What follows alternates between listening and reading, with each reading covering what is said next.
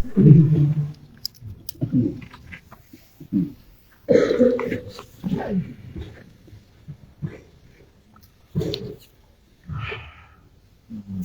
الحمد لله نحمده ونصلي على رسوله الكريم أما بعد أعوذ بالله السميع العليم من الشيطان الرجيم بسم الله الرحمن الرحيم يا أيها الذين آمنوا ليبلونكم الله بشيء من الصيد تناله أيديكم ورماحكم ليعلم الله من يخافه بالغيب فمن اعتدى بعد ذلك فله عذاب أليم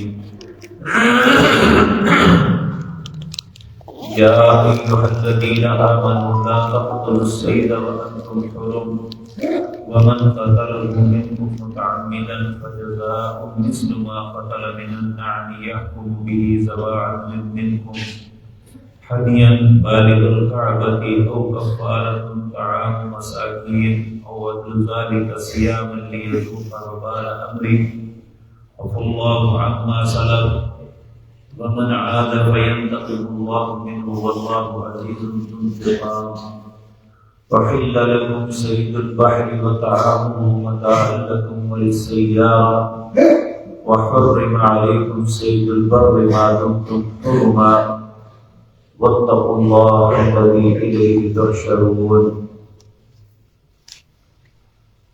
حضرات محترم،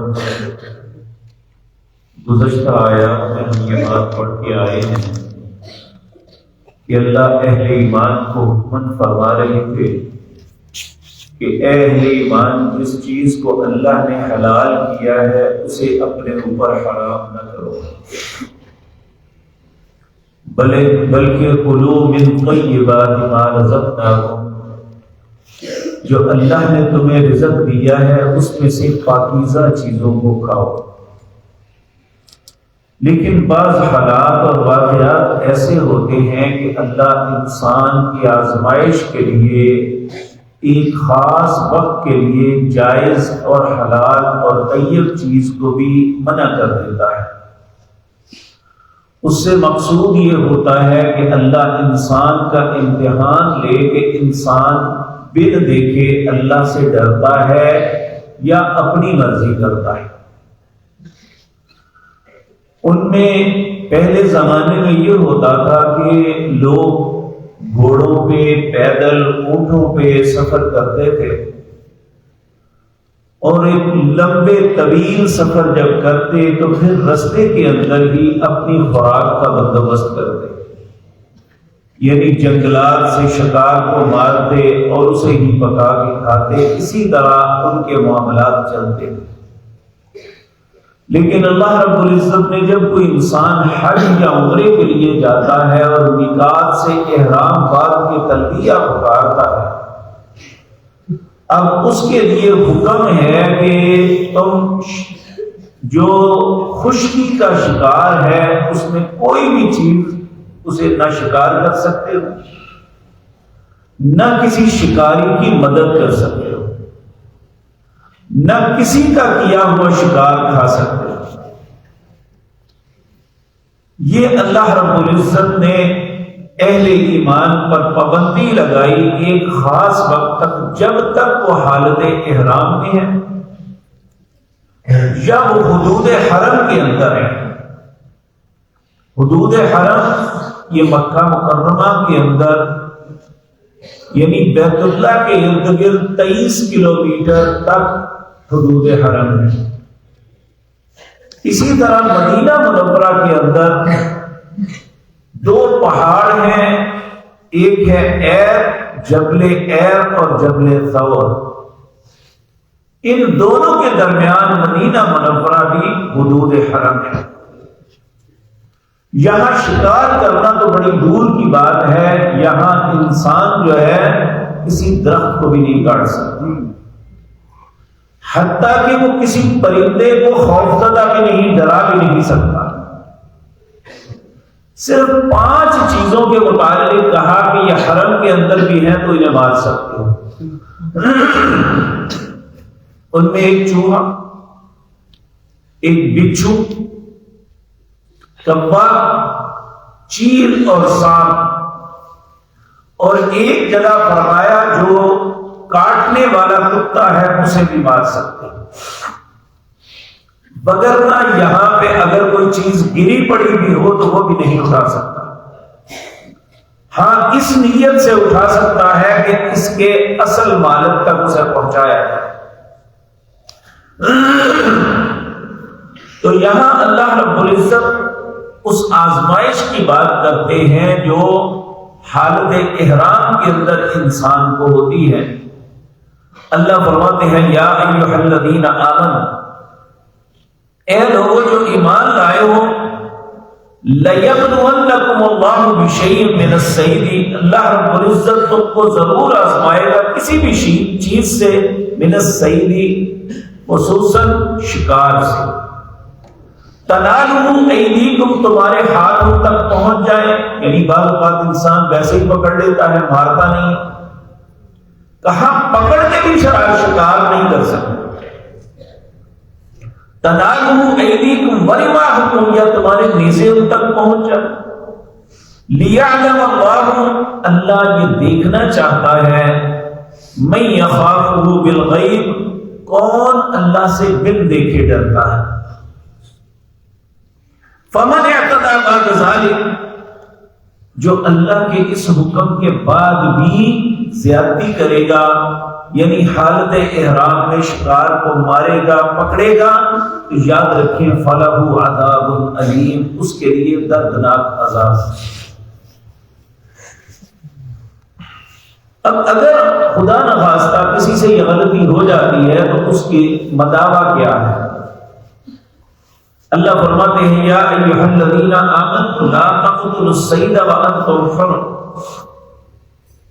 اے ایمان نہ شکار کو قتل کرو جبکہ تم حالت احرام میں ہو، ومن قتلہ منکم متعمدا، جو تم میں سے کسی ایسے شکار کو قتل کر دے جان بوجھ کے، تو فجزاؤہ مثل ما قتل من النعم، جس چیز کا شکار کیا ہے اس کا متبادل جو ہے یہ دینا پڑے گا کعبۃ اللہ کے اندر جا کے، یعنی مکے کے اندر مساکین مکہ کو اس کے برابر صدقہ دینا پڑے گا۔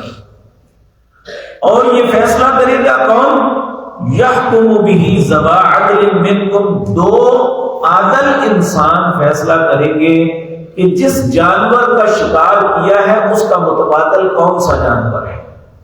مثال کے طور پہ ہرن، اسے مارا، اس کے مقابل ایک بکرا ذبح کر کے اس کا گوشت پکا کے یا ویسے مساکین مکہ کو کھلانا۔